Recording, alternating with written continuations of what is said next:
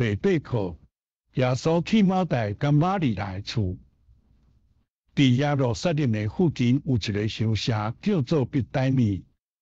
马大甲玛利亚、约撒路的姊妹仔住伫伯大尼。耶稣去伯大尼的时，伊常常去因厝。迄两个姊妹仔真好，总是因真无共款。马大较爱做厝内的工课，伊爱煮饭；玛利亚较爱看册、听故事，因真无共款。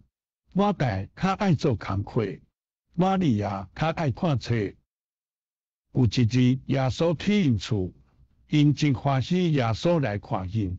耶稣若来，因拢真欢喜。总是马大爱做工课，伊爱煮饭，伊爱煮真好食的面互耶稣食。伊捌问耶稣讲：耶稣，你爱食什么菜？耶稣应伊讲：你所做的拢好食。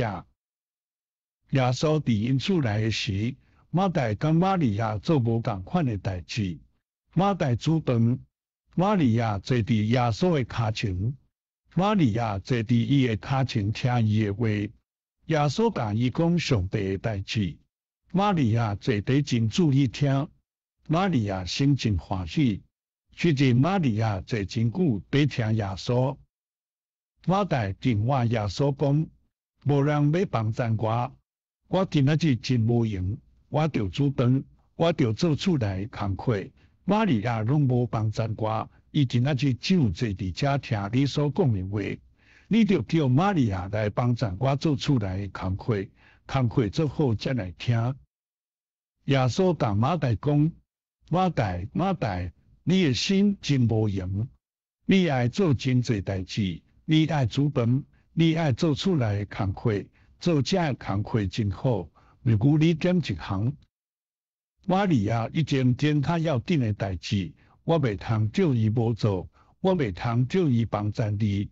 伊所点的一项比厝内的工课较要紧，伊所点是比煮饭较要紧。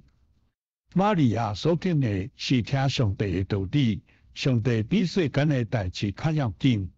我无伫咧时，你袂通听我讲上帝的代志，即马着爱来听，你着甲玛利亚同款。看，路加8章第38节到第42节。